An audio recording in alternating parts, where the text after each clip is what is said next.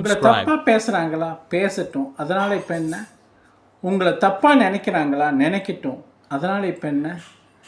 உங்களை மரியாதைக்குறையாக நடத்துகிறாங்களா, நடத்தட்டும், அதனால் இப்போ என்ன?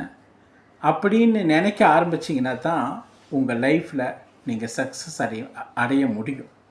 ஏன்னா இந்த பயம், பதட்டம், மன அழுத்தம் இதெல்லாம் எதனால் வருதுன்னா, அடுத்தவங்க நம்மளை என்ன நினைப்பாங்க, என்ன பேசுவாங்க, என்ன ரெஸ்பெக்ட் கொடுக்குறாங்கன்னு நினைக்கிறதுனால தான்.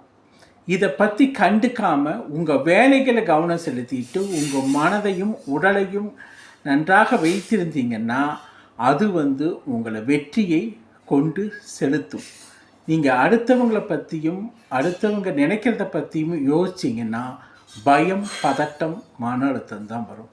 அதனால் யார் எதை பற்றி பேசினாலும் எதை நினைத்தாலும் மதிப்பே கொடுக்கணும்னு கண்டுக்காமல் நீங்கள் போயிட்டே இருங்க. நீங்கள் ஜெயிச்சிங்கன்னா அவங்களே பேசுவாங்க, அவங்களே உங்களுக்கு கொடுக்க வேண்டிய ரெஸ்பெக்டை கொடுப்பாங்க.